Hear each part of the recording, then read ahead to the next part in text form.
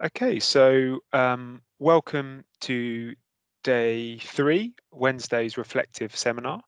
The main focus of this seminar is going to be the fox dissection.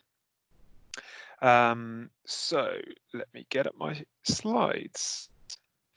So yesterday's objective was to provide you with more of an insight on the basic sciences, which you'll remember from Jill's presentation typically take place at our Camden campus during the first 2 years of our 5-year veterinary medicine degree and the first year of our graduate accelerated veterinary medicine programme. And yesterday we had lots of animal handling videos for you to watch at your leisure, but as we said yesterday, they're available right the way through until the 14th of October. So don't burn yourself out. You've got plenty of time to watch them and practice on pillows or teddy bears, etc. And just remember what Liz said on Monday, have a balanced life, don't burn yourself out. Towards the end of yesterday, obviously we had the fantastic presentation from Sarah, who went through animal locomotion, so touched on a bit of anatomy amongst other things. So hopefully you enjoyed all of that. And we thought a good way to bridge between Tuesday's objective and Wednesday's objective, where we're starting to introduce a little more of the paraclinical or unhealthy animal, as well as the clinical aspects of our veterinary medicine course, is through a fox dissection. So just to remind everyone why we're doing these seminars, as you will hopefully not have forgotten from Jill's presentation, as it's been 24 to 48 hours since that presentation, we might be only retaining up to 20% of that presentation, despite it being absolutely fantastic. So today, as with yesterday, we're looking to hopefully go further down that pyramid. And I guess to a certain extent, there's going to be a demonstration, albeit not in person, so to speak. And obviously there'll be discussions after the fox dissection. And hopefully you'll learn from it and share your experiences with other students in your house today. So just opening out to the floor, what I'd like to do is see what your opinions are. And remember, this is a supportive community. There's no such thing as a silly answer. Why do you think anatomy is important? And feel free to bring things forward from Sarah's presentation yesterday. And if you can think of why anatomy is important with regards to a veterinary degree especially, and or being a veterinarian, then please pop them in the chat. And once they start coming in, Hattie will verbalize your thoughts. So I hasten to add that this isn't a real photo, as I hope you, being keen, aspiring veterinary surgeons, would have noticed. Sorry, was that a comment there? Yeah, we haven't had one yet, so I just suggested whether you wanted one of us to start with one. That sounds good, Hattie. It sounds like you volunteered yourself with regards to the importance of anatomy. So I think anatomy is really important because when you're doing your physical exam on an animal, if you feel something that's abnormal, it's important to know what the normal feels like. So if you're palpating a dog's abdomen, for example, and you feel something on the left-hand side, it's important that you know kind of what organs will be in that region so you can kind of start putting together some differential diagnoses. Fantastic. And just for my benefit, Hattie, what's palpation mean? So palpation is basically having a good feel and a good kind of poke around in a nice way of an abdomen. So you start at the front and you give everything a bit of a squeeze and kind of feel for your normal surfaces and your normal edges and try and feel anything that's either out of place or that feels abnormal. Something you learn as you go through and you get more practice in your final 2 years. And I'm sure that's something which Karen will focus on today. She's looking at the importance of a thorough physical exam, albeit in sort of emergency cases. But it's good that Hattie's already brought that to the table, sort of linking the two things together. So this is a picture which Andrew Crook, who's going to be leading the dissection, which you'll be watching shortly, has lent to us. So I'll just try and describe it, and I'll use my mouse cursor, which hopefully you can see. This is the anatomist at the base of what I'll call a pyramid, although I appreciate that it's not, strictly speaking, a pyramid. So you've got the anatomist clutching a bone from one of, no doubt, his or her many skeletons. You've got the bioscientist towards the right-hand side as we look, and the physiologist to the left-hand side. So this, to a certain extent, albeit a bit of a caricature, reflects our veterinary degree programs with regards to the first 2 years of our 5-year course, focusing on these areas predominantly, or the first year of our graduate accelerated course, focusing on the basic sciences. And you can see that the anatomist is key to linking everything together with regards to the basic sciences. And also you've got the pathologist standing on his shoulders, and then the clinician at the very top there as well. So anatomy is extremely important to link all of the various sections of the degree program, and I think Hattie explained that very well a short while ago. Yeah, we've had one comment to say from Abby. It says it allows us to understand the function of different parts of the body and allows us to effectively diagnose if there's a certain issue with a part of the body, which nails it. Absolutely fantastic, lovely and succinct, fantastic communication skills there, Abby. And I think that leads quite nicely on here, and to a point I just wanted to raise is there'll be a lot of new terms over this week, and perhaps even within this call. We are not expecting you to know all of these terminologies by the time you either apply or hopefully sit interview with us if you choose to apply to us. We're just trying to give you as much information in order to enable you to gain an insight into our courses and indeed the veterinary profession. So don't worry if you hear a term that you are unfamiliar with. Be brave and ask a question, as I did with Hattie, because we want you to get as much out of this seminar and, as you know, the week as possible. So hopefully, and perhaps unsurprisingly, you could appreciate that we teach anatomy through our lectures. So we had a little bit of anatomy teaching through Sarah's presentation yesterday. We want to give you as much as an experience of a dissection as we can today. With regards to point-to-point and integrated structure and function tutorials, quite a mouthful, both of those, they're currently part of our curriculum, but I'll leave the student ambassadors to discuss them a little bit more with regards to when you get into that breakout group. With regards to point-to-point, if you want a brief introduction to that, basically the multi-mini station interviews which we sit for entry onto our veterinary medicine program is very similar to a point-to-point, not necessarily in terms of content, but definitely in terms of delivery. So we'll cover that on Thursday, but please do ask your ambassadors, or ambassadors do bring it up during your conversations. So in terms of the resources which we use to teach anatomy currently, we have plastinated pieces. So there's a famous scientist, Gunther von Hagen, who invented this technology. We have our own unit to be able to create plastinated specimens. And if you're unsure what plastination means, essentially, and I will be dumbing it down for my benefit rather than yours, we basically take out all of the water of any specimens and replace it with plastic, well, silicone. And that means it will last, well, as long as silicone or plastic lasts. So it gives a resource for our students for many, many years to come. We also have embalmed specimens. So what that is trying to preserve a specimen that we have so we can use it on multiple occasions. And you might be familiar with sort of formaldehyde and that preserving specimens, so similar to that. We also have fresh specimens, so you will see an example of that through the dissection, which we're going to show you today.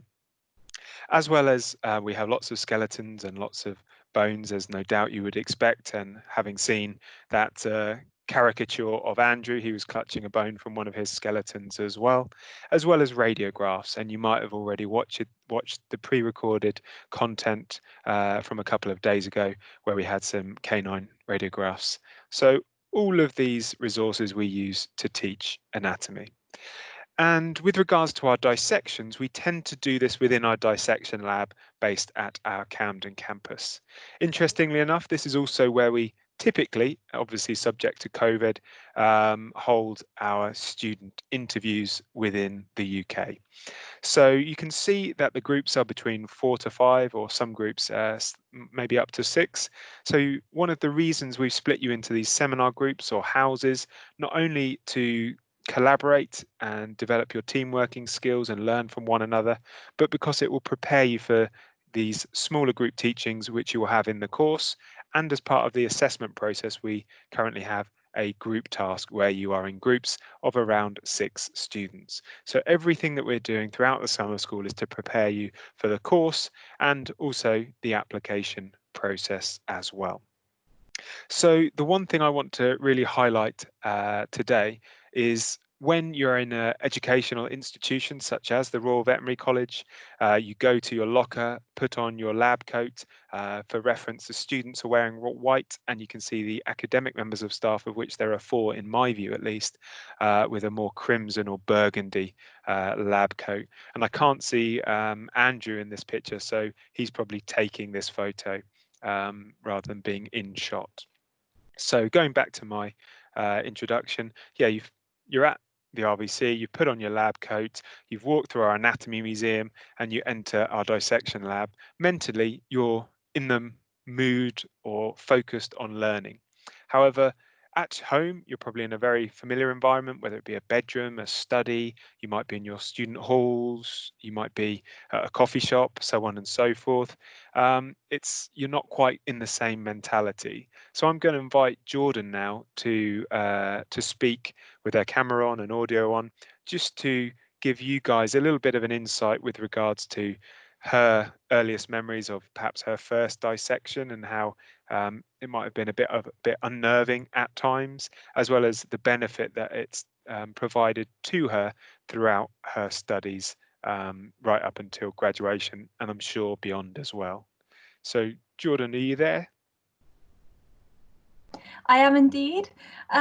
So yes, we started dissection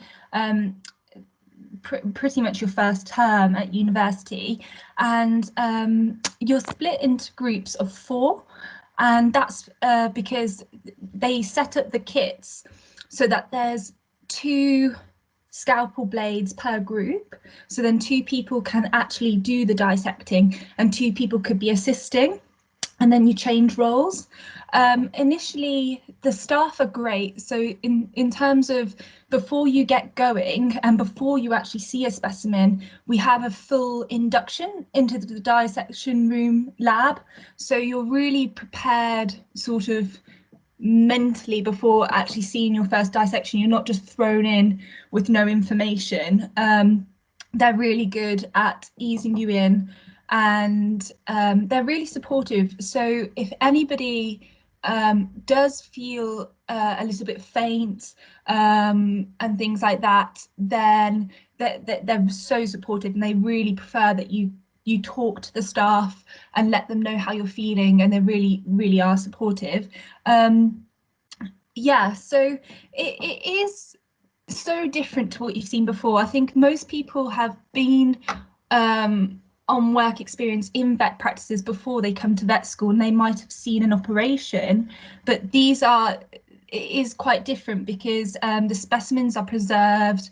They might smell a little bit different as well. So it is a different experience to what you've experienced before. And yeah, that it really, you work together as a team, and they provide good guides before you go into the dissection room. There's guides that are accessible so that throughout the dissection, if you follow the guide, they point out the structures you should be seeing as you go along from step 1 throughout, because the worst thing to do is to dive straight in and then accidentally miss all these structures that you should be identifying, which are really important to structure and function, or knowing what's normal and what's abnormal.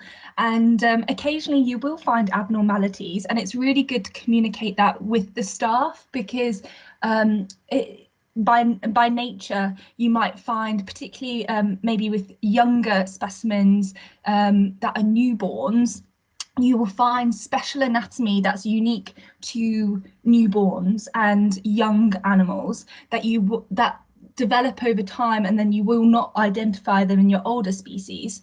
So yeah, sorry, have I answered everything?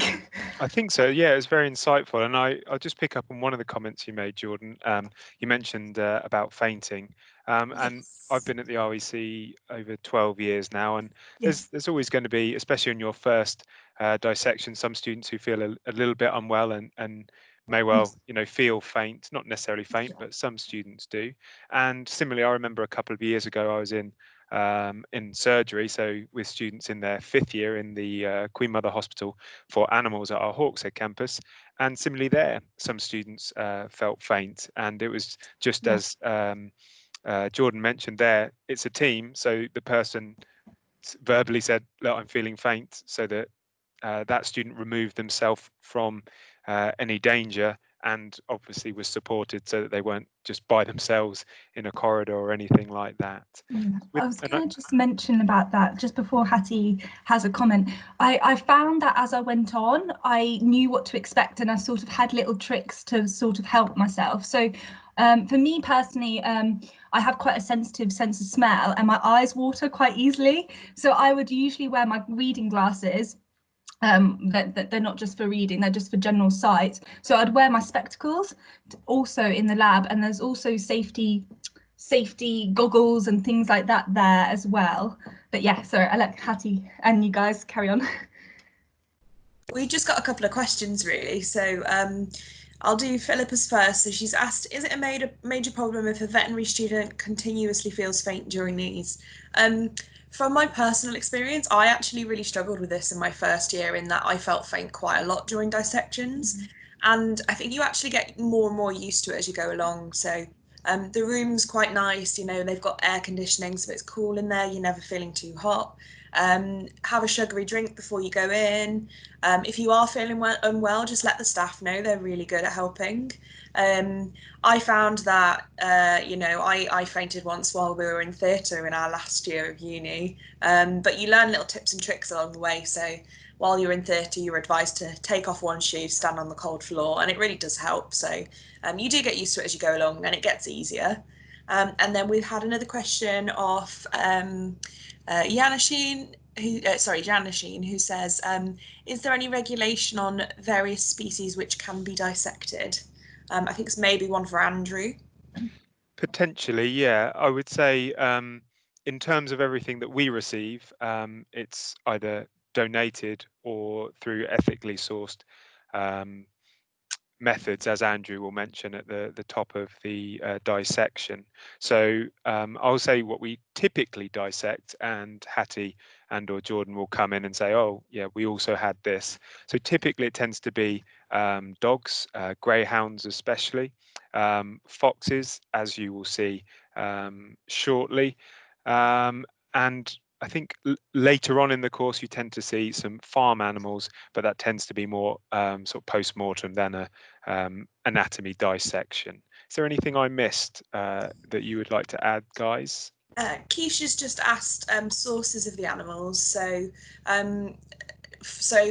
especially for our clinical years, a lot of these come from hospitals where animals have been donated when they've passed away, or they come for a post-mortem, like Chris said. So yes, it's a teaching experience, but it also gives back to the owner. They get a full report afterwards.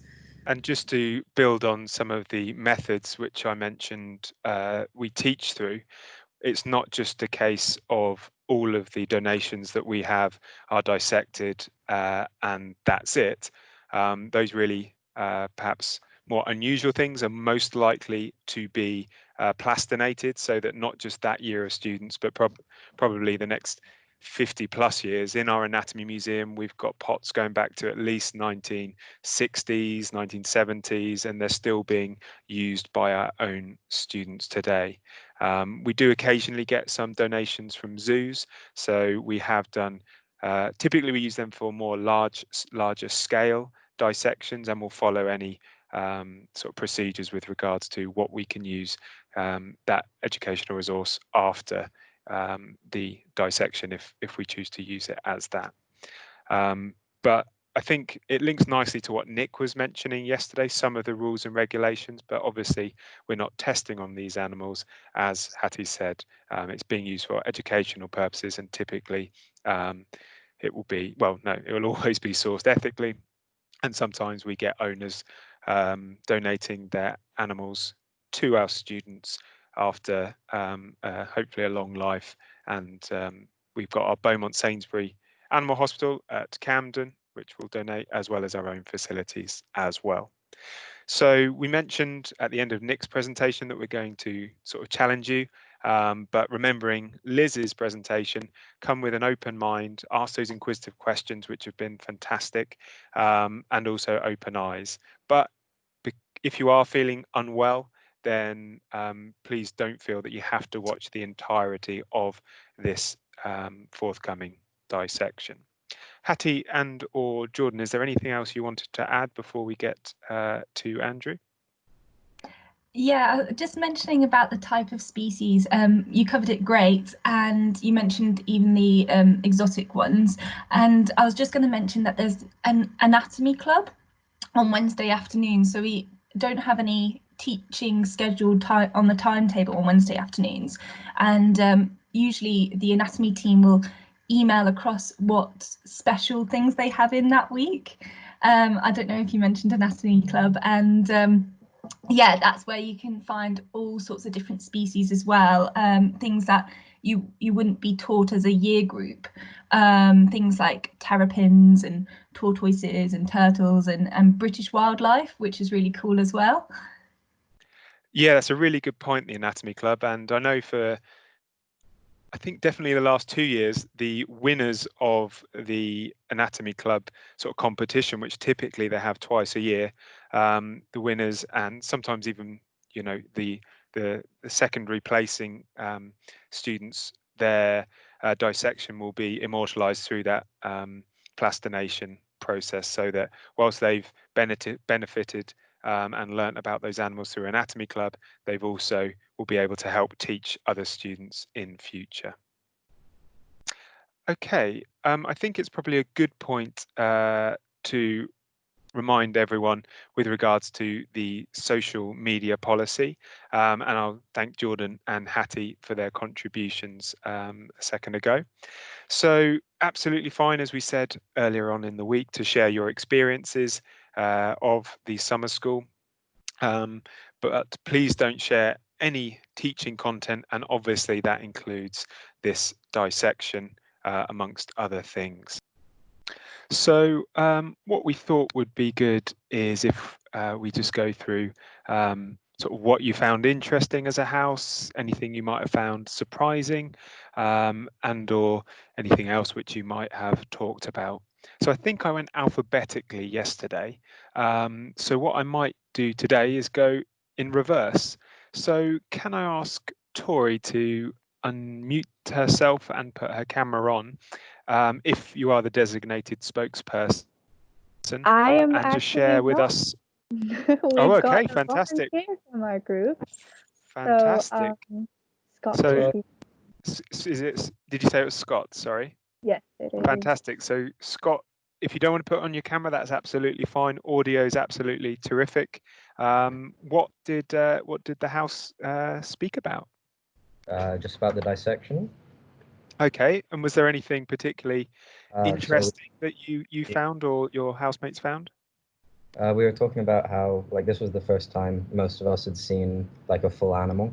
Yeah. So it was like fascinating to see just how it all fits together and how like compact it all is, and there's a purpose for where everything goes, and yeah, just seeing some things that you can't really realize without that sort of dissection, like how the thorax is set up and the diaphragm and that kind of thing. So yeah. Fantastic, and I think that's brilliant feedback. Thanks very much for that, Scott. And one of the analogies I always give, but you might not feel the same, is that when you see sort of the fur and the full animal, it's obviously initially perhaps a little bit unnerving. However, when you walk down supermarket aisles, whether you be a vegetarian or vegan or carnivore, whatever it might well be, you don't necessarily take a second look at what is essentially anatomy either side of you when going down the meat aisles. So it's good that you had sort of that open-minded approach to sort of really learn and identify those things from the dissection. Was there anything else, Scott, that you wanted to add? That was a great summary, I think, of what you probably discussed. Yeah, we talked about yesterday a little bit as well. Like we all enjoyed the locomotion lecture, or found the sort of specializations interesting, and then we also like the point on like making informed choices and the interactivity with the poll that sort of didn't go very well for us and that kind of thing.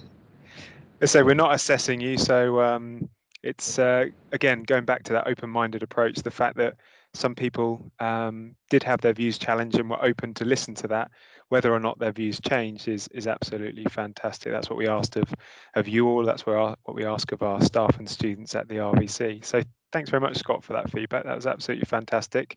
I know it is probably very daunting, but it's a supportive community. So thanks for being the first brave member of the respective houses on the 12 o'clock club. And I think we'll go to Jordan to see whether it's Jordan or whether we have a volunteer from the Jordan household. I haven't had a chance to actually ask who would like to volunteer from my house, but if they want to speak, I'm happy for that to hand over to them now, or I can start explaining a bit from our house. I think you start, Jordan, and then just for tomorrow, you might want to, if you're in Jordan's house and thinking, oh, I'd really like to speak as well as Scott did a second ago, you can do it in teams if you want to. There could be a couple of you, or it could just be one of you. So there'll still be opportunities on Thursday and Friday. So Jordan, what did your house talk about?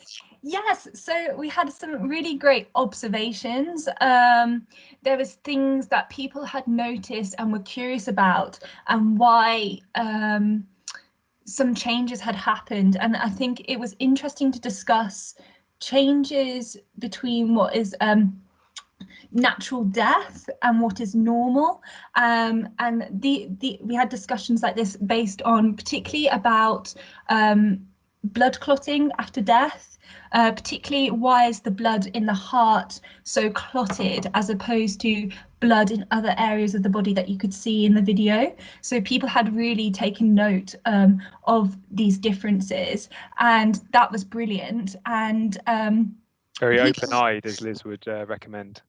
Yes, and it's really great to start questioning these things and noticing why is this happening, but this is not happening, and sort of piecing it together. And so we made really good discussions about that difference. But we also had a really great discussion with everybody else. Lots of people had really good questions regarding the fox in particular, but also regarding other dissections. People were noticing things. So I think I sort of tried to ask everyone if they had noticed something new that they had not learnt of before. And a lot of students were really good at noticing new pieces of anatomy that they didn't know existed, particularly the not obvious pieces, the not obvious structures such as the membranes, and the importance of that, and the way that the organs, they know of the organs, but knowing how connected they are. And then we were trying to relate that to why that might be, which was really good. And we had... Sorry to interrupt there, Jordan. I was just going to add, but that's one of the benefits as well of a dissection. When you see it in the textbook, it's all nice and clean and they're all separated, but it's not perhaps until those dissections where you start to really appreciate, as it sounds like your house did, how interconnected everything is and what it really looks like, which eventually when you get to surgery is what you're going to see, not how it looks in a nice textbook. Absolutely, and they noticed a lot of differences in terms of colour changes, particularly with the lungs when they were collapsed versus when they were inflated, and we discussed as to why that might be and the reasoning behind that. And people noticed really interesting things that Andrew had picked up on, which is related to physiology to the living animal, which was really great. I think Andrew mentioned about fluid being produced by the pleura in the thorax and why that's important. So it was really, really good, guys. So well done. Fantastic. And Hattie, are you the mouthpiece of the house? I am or not. We you're have a not? willing volunteer. But yeah, like Jordan just said, we had some great conversation on things that people had picked up as well. So that was really lovely. But yeah, Abby's going to talk for our house, if that's okay. Absolutely fine. The floor is yours, Abby. What did you find interesting or surprising, or what did you talk about? All of us in the house found the membranes really interesting when looking at the fox dissection, and we were amazed by the fact that such simple organs had like really important functions in the body. There were some of us who was interested with the heart. They found it interesting that they could see the difference in thickness between the left side of the heart and the right side, and they could apply it to what they've learned in their textbooks. They found it interesting that they could see the real deal. And apart from that, we also discussed about the previous lectures that she had yesterday, and a lot of us found the horses interesting in the locomotion lecture, how the horses had the ligaments and how they were relatively strange in comparison to the other organisms. And we also found the ladder of aggression interesting, and it gave us an insight into what we have to look out for when looking at our own dogs to see if they're stressed out or if they're anxious. And we also found the ethical dilemmas behind laboratory animals interesting in Nick's lecture. Fantastic. Well, it sounds like you got a lot of content in your little quick seminar chat with Hattie and the rest of your housemates. Thank you very much, Abby, for that. And I guess you're in a good house if you guys really like the horse side of things, with Hattie shortly departing us to start her full-time employment in an equine hospital. Yeah, so we had a good chat about that. Again, we didn't quite get onto the reflection, but I think after this meeting, we're gonna have a little meet up again, have a little chat about reflection from Monday and Tuesday and how we found those sessions. Fantastic. Saffron, how did your house get on with the conversations in the seminar? So my house really enjoyed the dissection, and they said it was really interesting. A lot of them had done really small dissections at school. I think like most of us have done like, the heart or a kidney, and they were saying how interesting it was to see it actually within the body and how it ties into other organs. And I was telling them how I hadn't realised how some organs like connect, but there's different ligaments and stuff that connect them, and dissections are really good because you can actually see that. And I was also telling them about how this isn't the only opportunity to kind of have a look inside an animal. A lot of our RVC learning resources, you can watch these videos again, but also kind of annotate them and like do games where you can like drag and drop, especially with like the website WikiVet that they'll have access to when they're a vet student. So even though it sounds really overwhelming at the start, there's loads of help you can get with it. I also told them about how when I first started, I bought this colouring book. It's called Saunders Veterinary Anatomy Colouring Book, which really helped with the like insides of an animal, whether that be the muscles or the organs, and they seem really keen to have a look into what that was. And again, I did stress that you don't need to prep for vet school or feel that you need to do any prior work. It could just be something to supplement your learning or something out of interest, or when you've got like a free half an hour just to do a bit of colouring. But they really enjoyed it, and I think a lot of them will rewatch it again.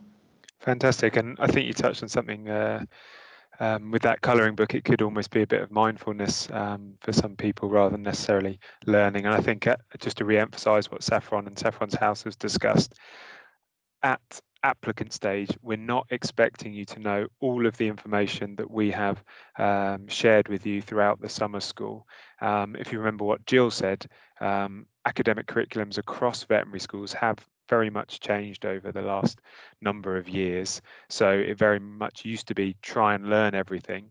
However, I'm sure you remember her saying that within sometimes as little as 10 years post-graduation, 10 to 20% of the content which you learn at university has either changed or is incorrect. So yeah, as an applicant, obviously have an interest, but don't worry yourself about knowing all of the particular bones and ligaments and terminologies, because that's not what we'll be assessing at interview. Yes, we hope you have an insight, but as I said, I think on a call yesterday, we're not expecting you to be vets when you come to us, because if you were, then there'll be no point of us or any other veterinary school.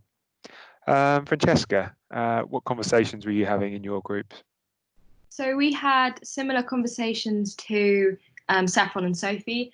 My group really enjoyed the dissection, and that was clear. We touched also on the fact that the way that Andrew was talking and the way that he was clear and concise, and sort of highlighted that as a really good communication style, especially for interviews, as an example, where you've only got a few minutes to really get your point across or express a particular passion or whatever it is. And the way that he was really calm about what he was saying, and it was really easy to follow him, and how that would be a really important sort of skill to take away from this, let alone all the amazing anatomy things he was telling us. That was just sort of a separate note that we made.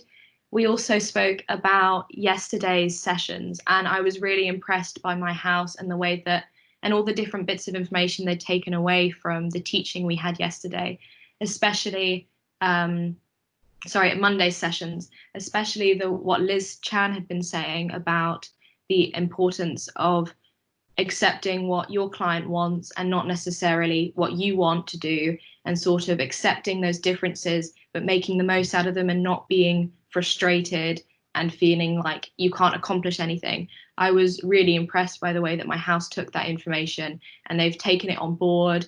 They're taking it into consideration when they're thinking about veterinary medicine and pursuing a sort of a career in that area. And I was just genuinely impressed by what they had to say in that, from what Liz had been talking, as well as what Jill Madison had been saying. Fantastic, yeah, and getting ahead of the curve in terms of a bit of practice in terms of communication skills before Ruth's session on Thursday afternoon. Beth, what did your house discuss? Yeah, so we started with talking a little bit about yesterday, and we talked about how many new words we've come across. And like you just said, Chris, I reinforced to them the fact that we don't expect them to be vets. And all this new terminology, I gave them a quick tip, which I'll share with all the other students here, was to break down the words. So for example, I gave them the word tachycardia. So I broke it down and said that tachy means fast. What do you think cardia relates to? Cardia, cardiac, heart. And Jack actually said, is that when your heart's beating really fast? And I was like, yeah, that's perfect. So that's a really useful skill to be able to transpose on all the other sessions, because you encounter so many new words. Everyone was fascinated by the lungs and seeing them inflated, so that was probably one of the favourite parts of the dissection. We then talked about, okay, so we're seeing a dissection on a video here. What other factors might we struggle with or might be put in front of us when we're actually doing a dissection in real life? So Phoebe mentioned the two that I thought of straight away. One was the smell. So a lot of my house this year are dog owners, and some of their dogs had rolled in fox poo, and I said, well, you can imagine the smell of that, so think of smelling that in real life when you're cutting up an animal. And the other point that Phoebe raised was the fact that it was a whole animal. Like Saffron said, a lot of my house had done dissections of individual organs, but doing a whole animal was something that they thought might be a little bit more of a challenge.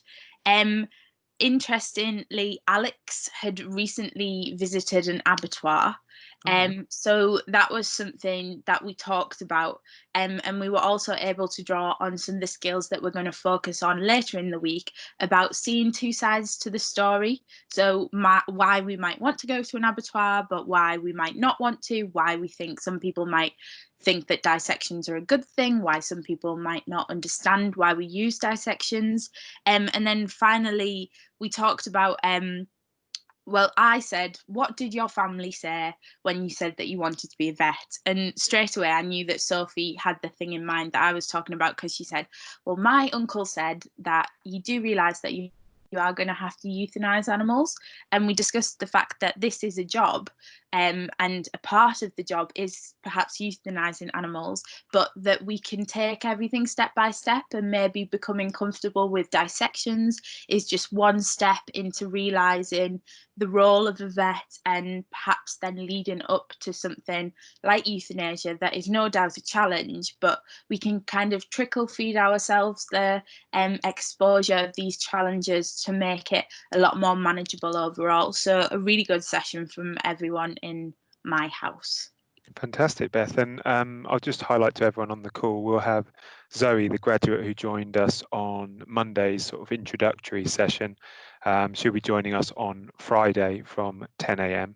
So it might also be worth, because we'll open it up for a few questions from yourselves, if you want to see how Zoe has sort of her approach to euthanasia, then that might be a good insight to gain, in addition to everything that Beth and Beth's house discussed a short while ago.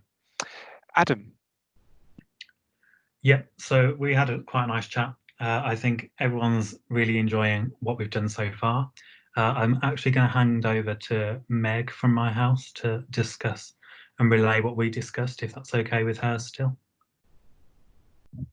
Yeah, so we're all going to watch the dissection again, because we couldn't see it that clearly, but we could hear what he was saying, and it was very clear, like he was saying before. It was dead concise and clear way of conveying everything that he was trying to say, so we all had at least an idea of what was going on. And then we discussed kind of yesterday's sessions. So I think the favourite was the research and animals in research. So a lot of people had misconceptions about the thresholds and like the sort of like cosmetics and things like that. So we didn't realise that that wasn't allowed, and that thresholds were in place, and that everything was recorded. And it was really interesting to see the stats and kind of how everything is. It has to go through. Well, there's a big kind of like, I don't know what I'm trying to say, but I don't know what I'm sort of an say. ethical procedure. Yeah, like an ethical procedure, and a lot of things and processes to get the research in place in the first situation.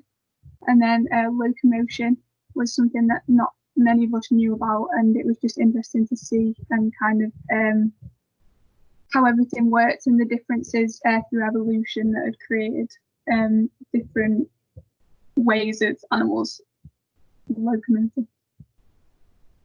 Definitely, I guess.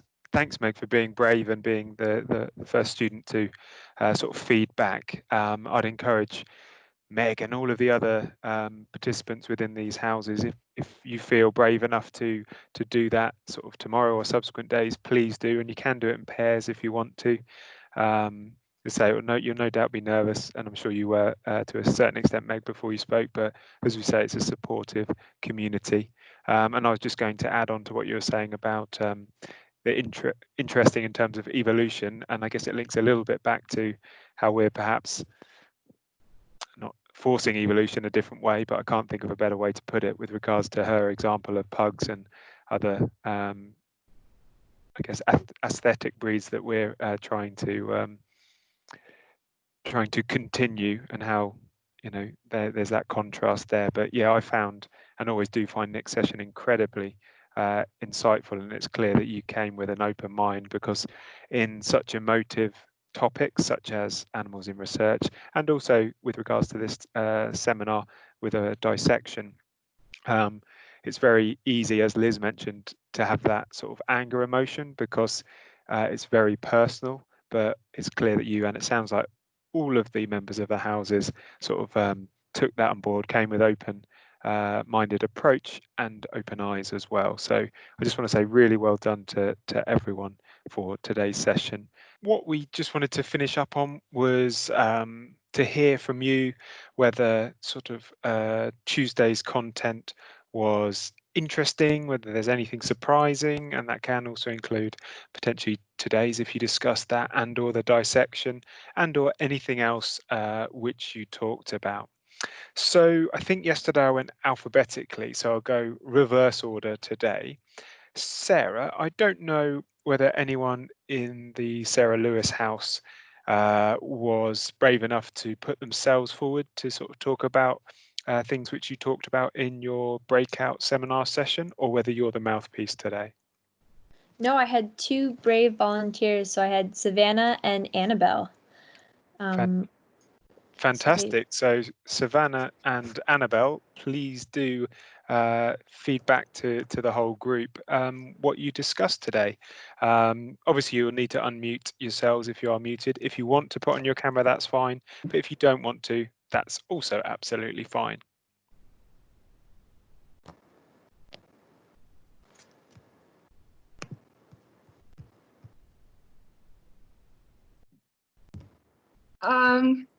We mainly talked about the fox dissection and what we found interesting about it. And then we talked about what presentations we liked the most, what we wanted to do for veterinary, and like what inspired us to become veterinarians or like take the studies. Fantastic. Thanks, Savannah. Annabelle? Hello. Hi, Annabelle. So like Savannah said, we talked about the fox dissection. I found it interesting that we got to see like the abdominal cavity, because I think I've always heard of that term, but I never really knew where it was or how everything was placed inside the animal. And then we also talked about a little bit about badger culling, so we learned a little bit more insight into that and why badgers are such a problem. And then we talked about our aspirations and other things like that. Fantastic. Well, it sounds like you got through a lot of topics there, which is fantastic. And thanks both Savannah and Annabelle for being brave and feeding that back. Sarah do Nascimento Emmond, are you the mouthpiece for your household, or was there a brave volunteer amongst your house members? First of all, great pronunciation. Fantastic. Nailed it. We actually did have a brave member. I think Tim is going to kind of discuss a bit what we talked about today, if he's still willing. Yeah, sure. Can you hear me? I can hear you fine, yeah. Perfect. So we talked a lot about our experience with surgery and what we'd seen before, what we dissected, and how we felt about today's dissection, maybe discussing a little bit how we might have been desensitized, and to always remember that the value of the animal and that we must learn from the dissection. Otherwise, there's not really much of a point to it. And that, we talked about how the structure of the testing at RVC, and how there's only 3 tests per year, and that there isn't homework, so you have to kind of keep up through the resources that are provided to you. Like there's special modeling they have on websites where you can really get a good idea of the anatomy, and that there's multiple choice problem solving questions. There's even oral in the first year questions where you have to talk to the professor, and they'll ask you about a specific feature of an animal's anatomy and go by levels, increasing difficulty. So we talked about that kind of stuff. Fantastic. So it sounds like the dissection was a springboard to sort of really engage in the curriculum and the further particulars with regards to the learning as well as the assessment method. So thanks so much for that feedback. And if any of the other houses, if you haven't had the opportunity to speak with your ambassadors, or ambassador, I should say, about sort of the assessment processes and procedures, then please do.